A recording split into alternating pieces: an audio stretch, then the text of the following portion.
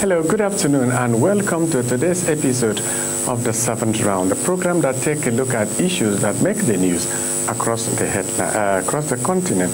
In today's program, we are talking about former South African President Jacob Zuma's continuous refusal to appear before Sondos's Commission of Inquiry.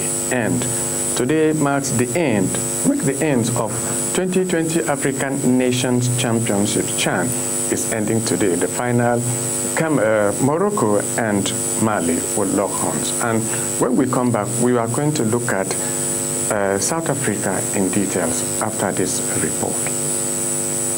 South Africa's State Capture Commission has hit out at former President Jacob Zuma, pointing out his contradictory treatment of the Constitution.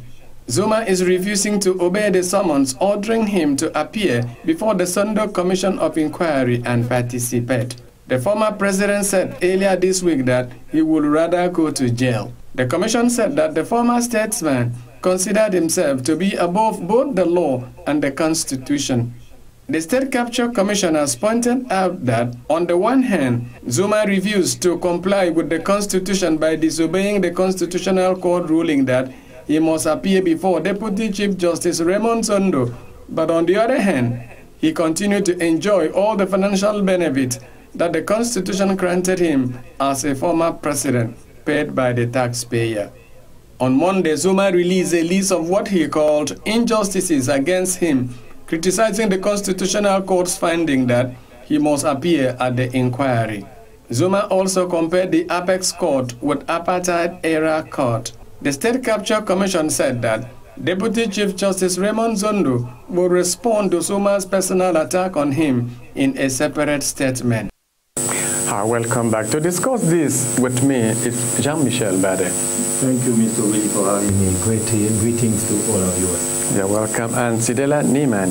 Good afternoon, Mr. Willie. Good afternoon, viewers. Okay, Jean-Michel, yes. This is the former president of South Africa, openly saying he's not going to appear. Constitutional Court has ruled that he has to appear on the commission, Sondos's Commission. Sondos's Commission is a commission that's set up to look into the activities of the arms deal. Of course, we are very familiar with it. Yes. Why must an ex-president disobey the Constitutional Court on that? Well, apparently there is something fishy with Mr. Zuma here. I mean, this is a judicial system he helped working with. I remember that we remember that in 1959, he was already, as a 17-year-old boy, going for the ANC, the African National of Congress.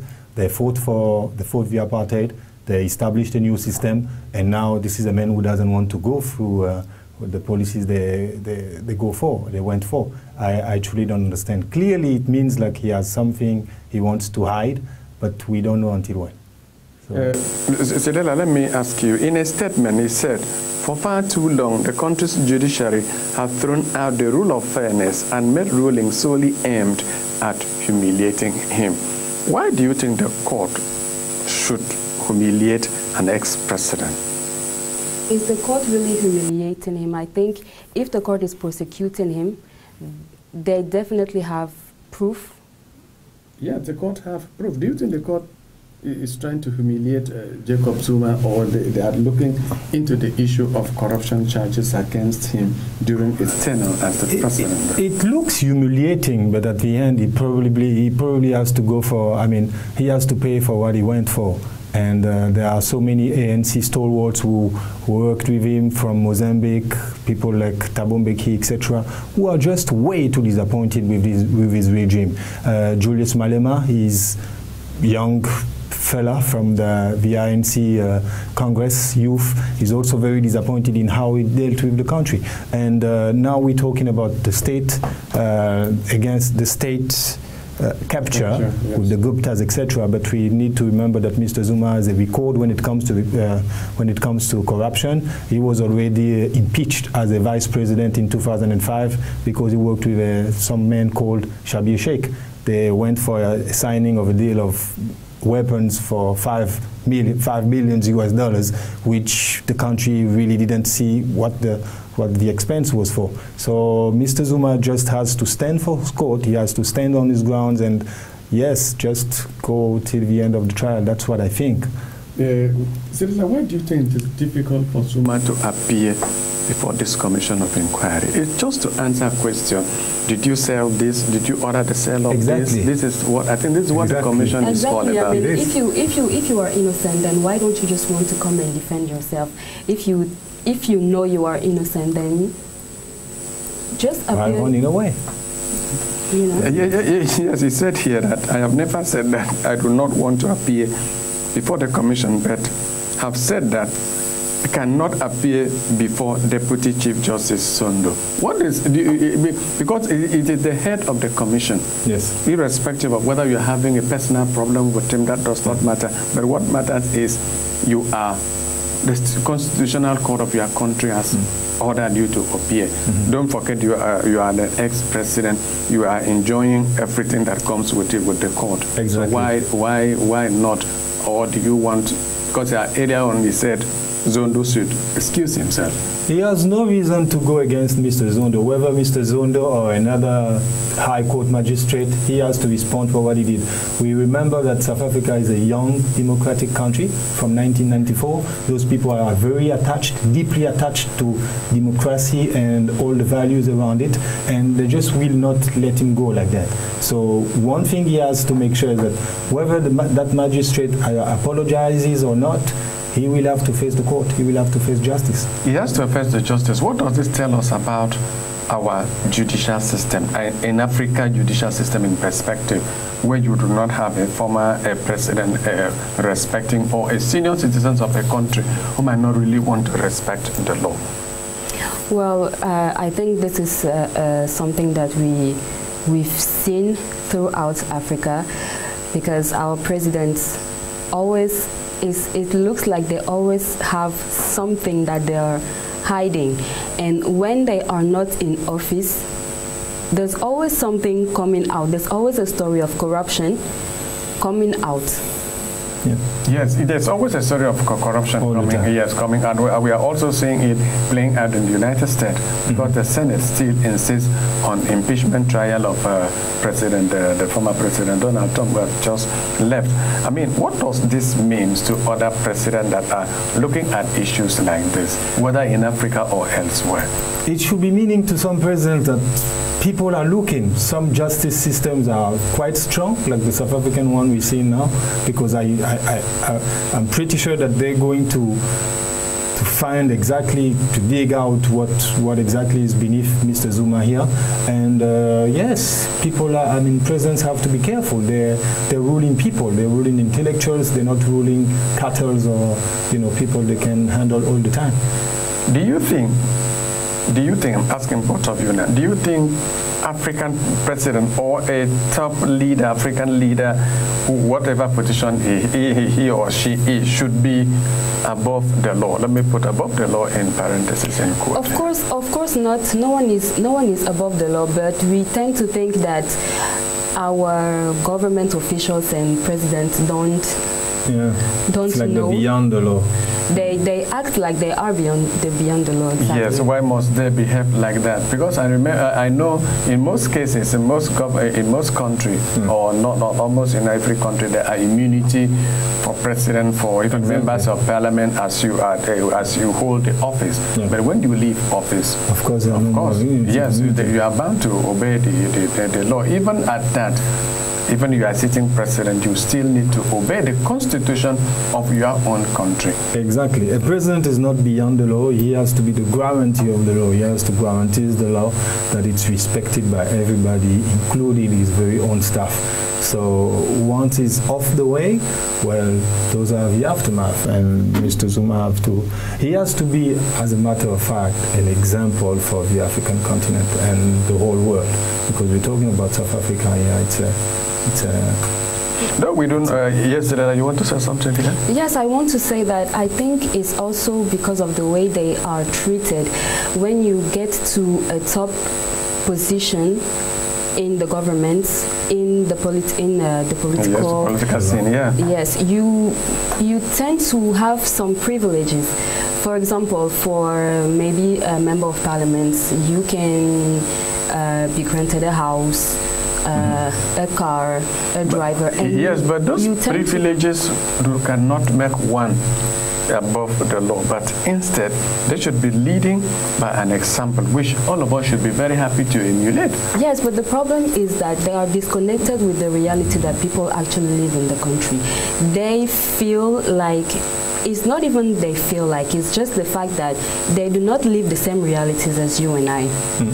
So they can't really act for the people, yes, because they don't live the same realities. Yes, yes, Jean-Michel. No, but I think she's right, and we see it at every stage of the society. When you have a bit of power, you will tend to abuse it. I'm not trying to go against Mr. Zuma here. I respect what he did for his country. Great apartheid fighter. He was in exile in Mozambique, where he met Thabo Mbeki for the very first time. It's just that he got corrupt so bad, and people know that. People say that all the time. It was Julius Malema who was backing him off when he came to power, who now does not want to be linked anyhow with Mr. Zuma, because he has just let the country down. If you allow me to say something, when South Africa media started to I'd say dig this issue out, or trying to go forward with justice, etc. They're called a public relation company from the UK, LabelTV, to write documents to publicize, that we were in a new era called white monopoly, as to sway the attention, to drive the attention off Zuma and the Guptas. But at the end, guess what? This company removed itself from South Africa. It was punished in the UK. They're not part of the public relations company cycle anymore. So big damage for this company, which, by the way, was paid £100,000, which is a way lot of money, 75 million CFA, by the Gupta's company, just for the people not to see exactly what they were doing to this country. So a cynic plan, a cynic, well-threaded plan, if I may say, just to keep eating this country. I mean, just to keep the corruption going. It is very bad. I think power is also, there's a very bad side to power that maybe you and I cannot understand, because we have these opposition leaders all over Africa. Yes. When they get to power, like in Guinea, for example, Alpha Condé used to be a leader of the opposition. Then he became president, and now he changed the constitution because he wanted to run for a third term. Very controversial. Alpha Condé, great law professor, by the way. Just say, great law professor, one of the greatest in Africa. So is there? I think finally we round up this. Let's look at the institutions. Yes. African institutions, be it the judiciary, be it the executive, be it the legislature, who are manning it. Do we need more men of integrity to man every sector of our institution? Like what we have in the United States, for example, if I may say, we saw a strong institution that was stronger than the president to manipulate when it matters most. Yes. Well, we do, of course. I mean, the more the society is evolving, I don't know towards what, people are very polarized around money, and there'll be way many more corrupt people, I think, from now. I mean, in the future from now. So we need strong people holding strong constitutions,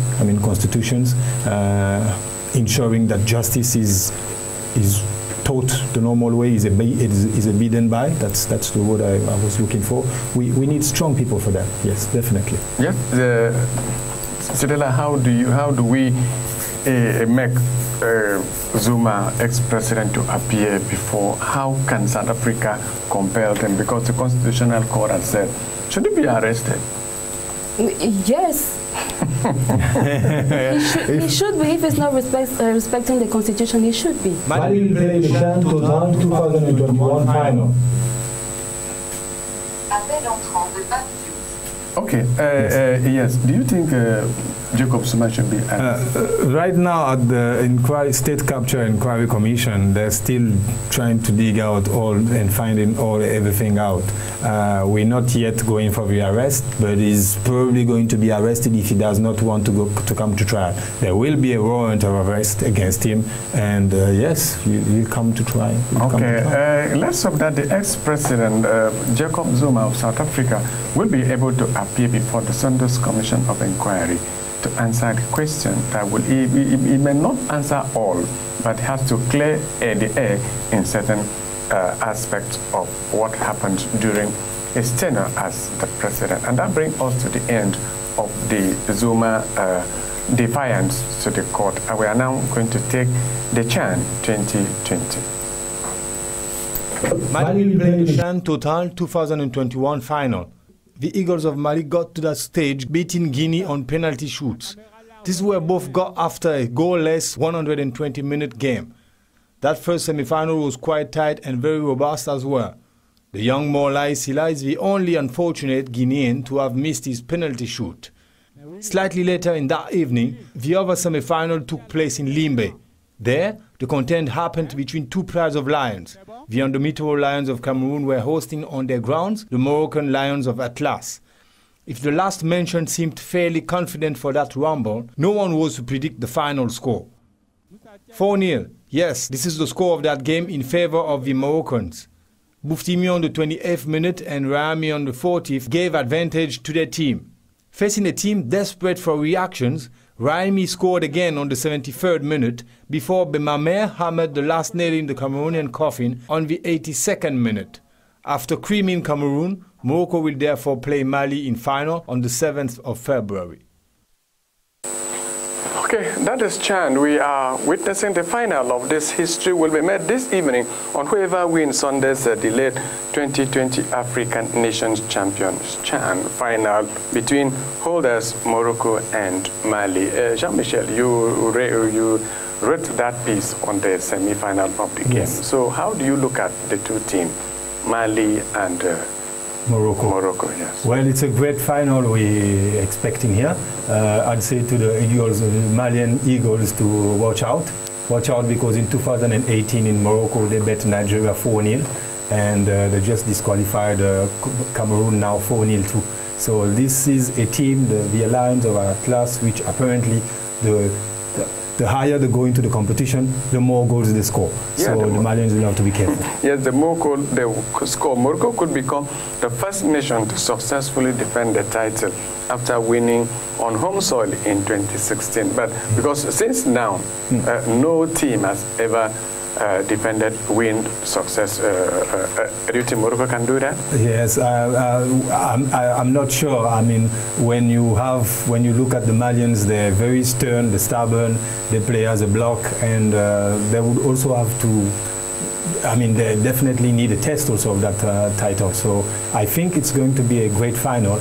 But one more time, watch out for the Malians because this team of Moroccans are just goal scorers, I'd say.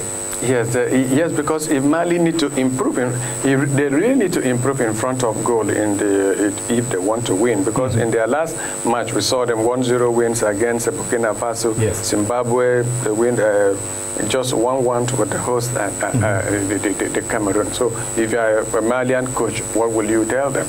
Well, I'll tell them to go the way they've gone up to here. We say you don't change a team that wins, and they don't get goals, they don't concede goals.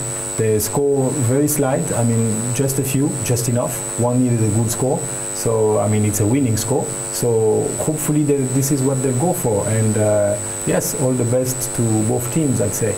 All the best to both teams. Yes, as you said, Morocco has been a very high-scoring side. It is. Yeah. It has been, do you think the Mali defense will be able to content those rampaging strikers?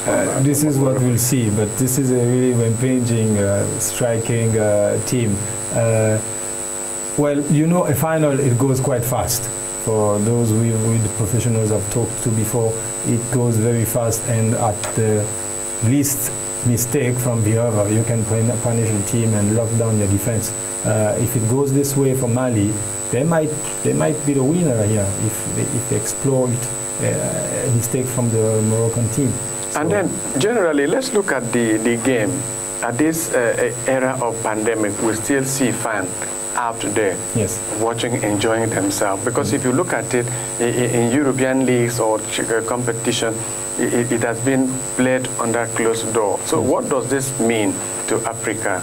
It means we need to take our hearts to Cameroon first, take our hearts off. I mean, when you say, when the Ministry of Sports announced that there'll be 25,000, I think, fans in every stadium on every game, we weren't sure of how it would be handled. But it's been handled, and it's been a very good tournament. So good job, well done for the Cameroonian side. Yes, well done for the Cameroonian side, but the home team disappointed, the Cameroon team, really disappointed in the game. So how do you look at the team and the way they played, conceding? For nobody could have imagined Morocco would have trashed Cameroon. Really? I wasn't expecting this. Nobody was. I mean, the Lions of Cameroon were playing on the ground, so you know, it happens. It's football. It's football. Once you have taken a goal, second one, then the rest can come very easy if your mind is not on the right set. And I think that's what happened to those Cameroonians, unfortunately. They lost again yesterday, third place. They could have caught up, but unfortunately they didn't. So that's how sport goes. Yeah, they lost again to Guinea. The Guinea beat them 2-0 to clean the third place. So how do you look at Guinea and the young Guinean team there? Guinea has always been a good team. I mean, a proud team, working together, good guys, whether internationals, even when they play with the internationals, very small, good group. And yes, it's well done for them. I'm not very surprised. They reached the final fourth team or teams of the tournament, so they deserve it, definitely. Yes, they deserve it, because if you played well, you deserve what you get. So generally, how do you look at the competition itself, the standard, the goal scoring, the officiating? Maybe let's look at the competition first. The competition was well run. We had a couple of ladies refereeing. Just for the first time in Africa. Just for the first time in Africa, yes. Yeah. So that was good also. Shout out to them and the Confederation of African Football. The handle of the stadiums and everything went quite fine. So one more time, well done for the Cameroonian Ministry of Sports for holding this tournament. We needed it on the African continent because COVID-19 has been so gloomy for the continent and for culture and sports. So we needed such an event. And yes. Yeah, eventually Cameroon will also host the main event, which is the AFCON there, yeah. Of course. Yes, but this, what do we expect? Well, we expect more fire breaking from them. I mean, they'll be playing with all the international people, and think of Choupo-Moting, for example. So hopefully it'll be a total different story from what we've seen up to here. And yes, we can't wait for that. We can't wait. Yes, we really can't wait for the main event, which is coming later in the year. I think with this we have come to the end of the seventh round, the program that always discusses events around the continent, be it politics, economy, and sport. My name is Joe Willie. Thank you for watching, and do keep a date with us next Sunday. Thank you.